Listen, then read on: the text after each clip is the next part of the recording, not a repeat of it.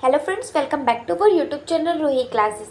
आज का हमारा जो टॉपिक है वो है संगठित अपराध के बारे में, जिसमें कि हम कुछ पॉइंट्स जो हैं कवर करने वाले हैं। सबसे पहले हम देखेंगे संगठित अपराध होते क्या हैं, संगठित अपराध की विशेषताएं, तीसरा संगठित अपराध के मुख्य कारण और चौथा होगा संगठित अपराध को कैसे नियंत्रित किया जा सकता है या फिर इसको रोकने के जो है उपाय। तो इस प्रकार ये जो पॉइंट है वो हम इस वीडियो में कवर करने वाले हैं।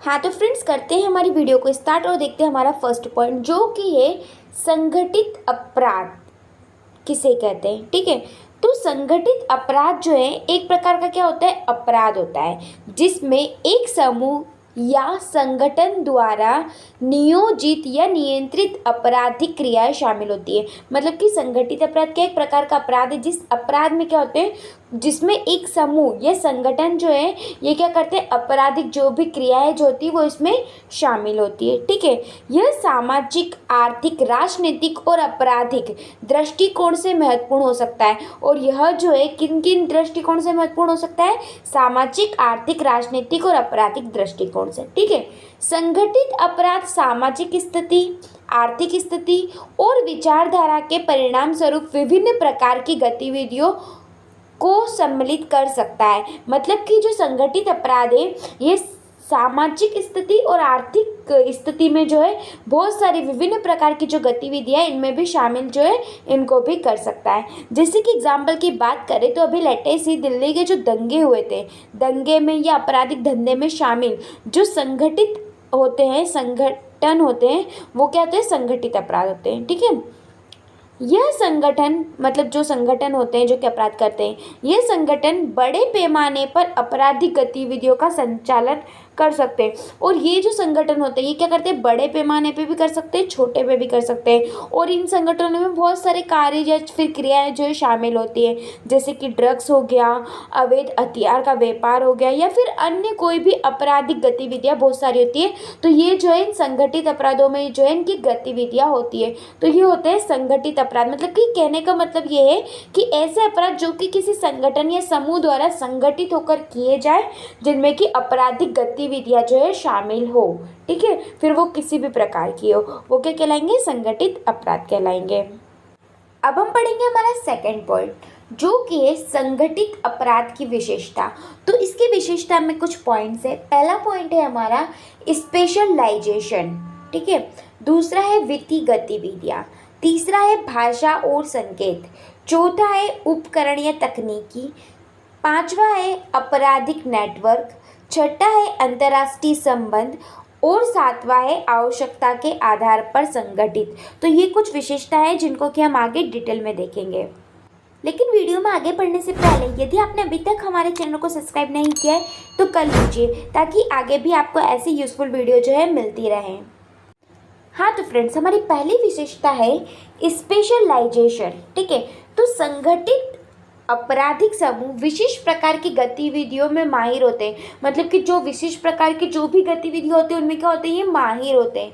ठीक है, जैसे कि नशीली दवाइयों की बिक्री करना, ठीक है, आपराधिक धंधा करना या फिर अवैध हथियारों की व्यापारिकता मतलब उनका व्यापार करना, इनमें जो है ये माहिर होते हैं। इसलिए इनके पास जो है विशेष प्रकार की जो है गतिविधियां जो ही कर पाते हैं। ओके, दूसरा है वित्तीय गतिविधियां। वित्तीय गतिविधियां में क्या, तो संगठित अपराध समूह वित्तीय गतिविधियों को भी नियंत्रित कर सकते हैं, जैसे कि धन लैंडिंग, चंदा वसूली और छिपे धन का प्रबंध। मतलब कि जो धन से संबंधित जो गतिविधियां हैं इनमें भी जो है ये संगठन महत्वपूर्ण भूमिका निभाते हैं और इनकी गतिविधियों को भी क्या करते हैं, नियंत्रित करते हैं।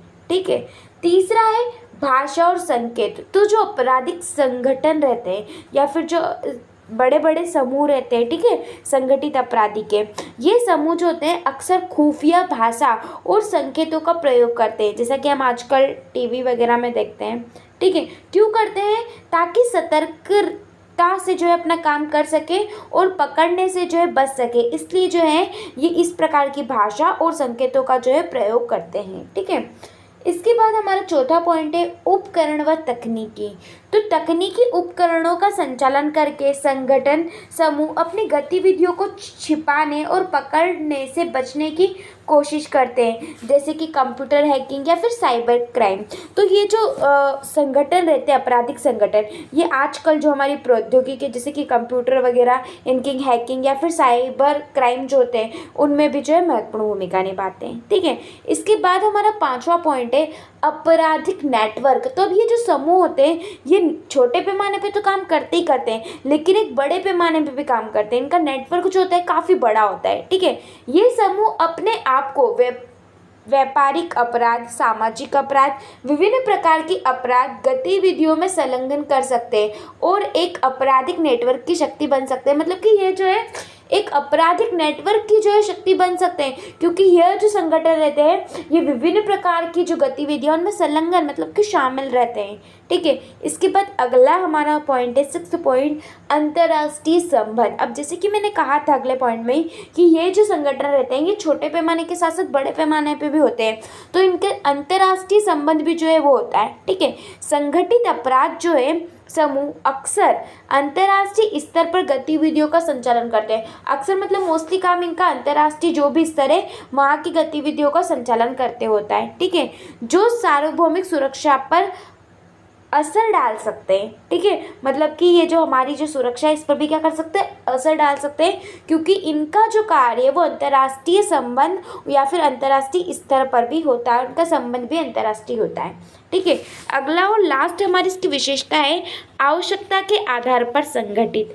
तो ये जो संगठित अपराध होते हैं कई बार ऐसा होता है कि ये विभिन्न प्रकार की अपराधों के लिए आवश्यकता अनुसार गतिविधियों को संचालित करते हैं। मतलब कि जिस प्रकार की आवश्यकता लग रही है उस प्रकार की गतिविधियों को क्या करते हैं, संचालित करते चलाते हैं। जैसे कि नकली नोटों की मुद्राणा या अवैध बाजारों में शस्त्र व्यापार, ये सब जो है आवश्यकता अनुसार भी क्या होते हैं, ये जो समूह रहते हैं संगठित होते हैं। तो ये इनकी कुछ विशेषता है जिनके अनुसार ये जो संगठित अपराध जो है ये करते हैं। ओके, अगला पॉइंट है हमारा संगठित अपराध के मुख्य कारण, मतलब कि ऐसे अपराध होते क्यों हैं इनके हमें कारण बताना है। ठीक है, तो जो संगठित अपराध है इनके कारण जो है बहुत सारे हो सकते हैं, लेकिन यह आमतौर पर सामाजिक, आर्थिक और व्यक्तिगत तत्वों के संयोजन से जो है होते हैं। ठीक है, मतलब कि कारण तो बहुत सारे हो सकते हैं लेकिन मेन जो है ये कारण हो सकते हैं।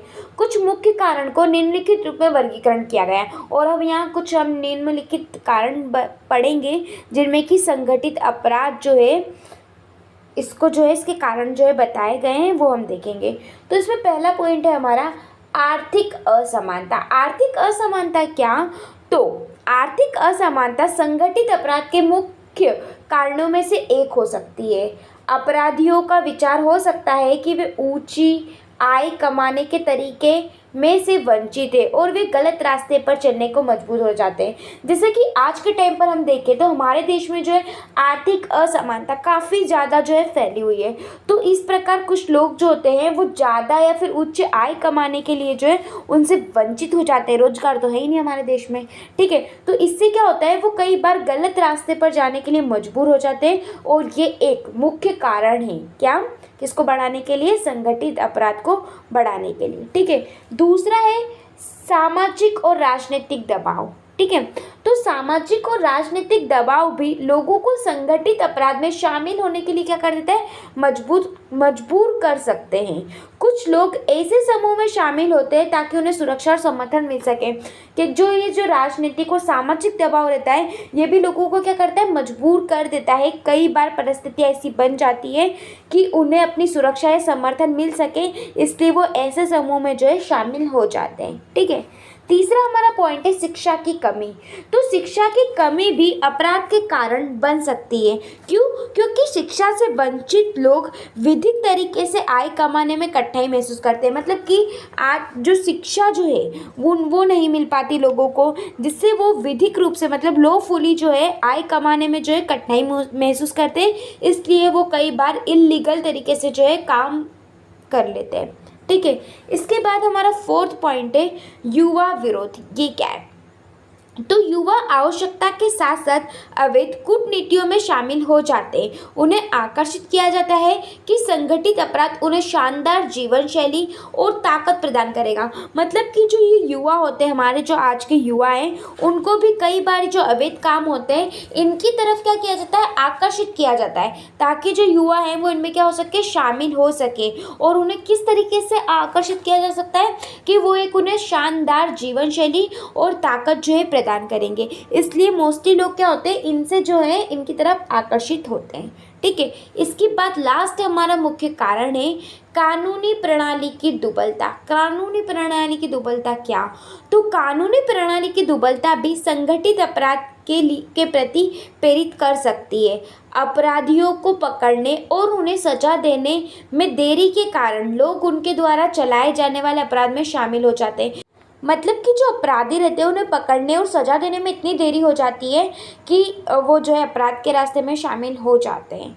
ठीक है, तो इन कारणों के संयोजन से लोग संगठित अपराध में जो है शामिल हो जाते हैं। इसके अलावा भी बहुत सारे कारण हैं। व्यक्तिगत अच्छाई की कमी, भ्रष्टाचार और सामाजिक तंत्र की कमजोरी भी इसका एक कारण बन सकती है। मतलब संगठित अपराध में शामिल होने के लिए, ऐसे समूह में शामिल होने के लिए जो है बहुत सारे कारण हैं, जिसके कारण लोग कई बार जो है अपने रास्ते से भटक जाते हैं और ऐसे संगठनों में शामिल हो जाते हैं। ओके, अब हमारा लास्ट पॉइंट है संगठित अपराध को रोकने के लिए उपाय। मतलब कि जो संगठित अपराध जो होते हैं उनके कैसे हम रोक सकते हैं। ठीक है, तो संगठित अपराध को रोकने के लिए एक समृद्ध और सशक्त समाज और सुरक्षा प्रणाली की जो है आवश्यकता होती है। ठीक है, मतलब हमें कैसा समाज चाहिए, सशक्त और सुरक्षा प्रणाली। ठीक है, निम्नलिखित उपायों से हम जो है सामाजिक संगठित अपराध को जो है रोकने में संभव हो सकते हैं। तो ये कौन कौन से जो उपाय हैं जिनको हम करके संगठित अपराध में शामिल हो रहे व्यक्तियों को रोक सकते हैं। ठीक है, तो इसमें पहला पॉइंट है हमारा शिक्षा की सुविधा।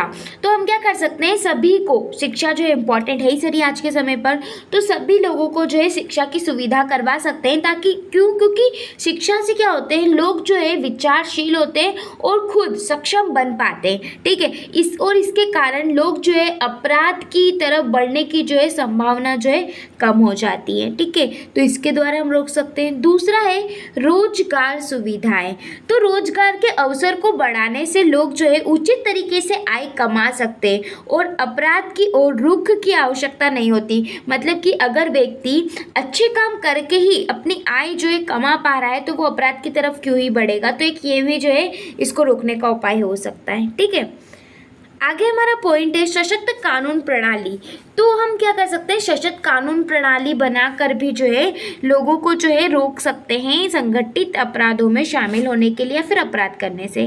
ठीक है, कठिन और निष्प्रभावी कानून प्रणाली को सुधार कर अपराधियों को पकड़ने और सजा देने में तेजी आनी चाहिए, जिससे भी क्या होगा, संगठित अपराध जो है ये कम हो सकेंगे। ओके, अगला पॉइंट है हमारा सामाजिक जागरूकता।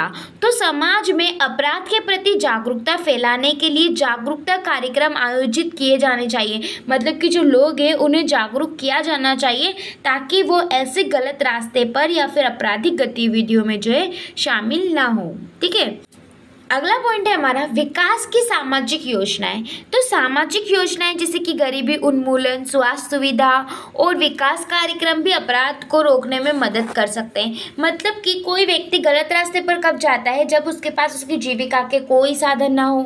ठीक है, तो यहाँ पर हम उस व्यक्ति के विकास के लिए बहुत सारी योजनाएं बनाकर भी उसकी मदद कर सकते हैं ताकि वो अपना विकास खुद कर सके। ठीक है, इसके बाद हमारा अगला पॉइंट है मानव संसाधन विकास। तो मानव साधनों के विकास से लोग स्वयं से सशक्त महसूस करते हैं और अवैध रास्तों का पालन नहीं करते। मतलब कि जो मानव के संसाधन विकास के जो संसाधन है, इससे भी व्यक्ति जो है खुद को स्वयं को एक सशक्त महसूस करता है और वो अवैध रास्तों का जो है पालन नहीं करता या फिर अवैध रास्तों की तरफ नहीं बढ़ता। तो इस प्रकार भी हम जो है संगठित अपराधों को जो है रोक सकते हैं, ऐसे समूहों को जो है नियंत्रित कर सकते हैं। हाँ तो फ्रेंड्स, ये था हमारा टॉपिक संगठित अपराध। आई होप आपको वीडियो अच्छी लगी हो। अगर आपको हमारी वीडियो से ज़रा भी हेल्प होती है तो प्लीज़ हमारे चैनल को सब्सक्राइब कीजिए, वीडियो को लाइक कीजिए और ज़्यादा से ज़्यादा शेयर कीजिए ताकि बाकी लोगों की भी मदद हो सके।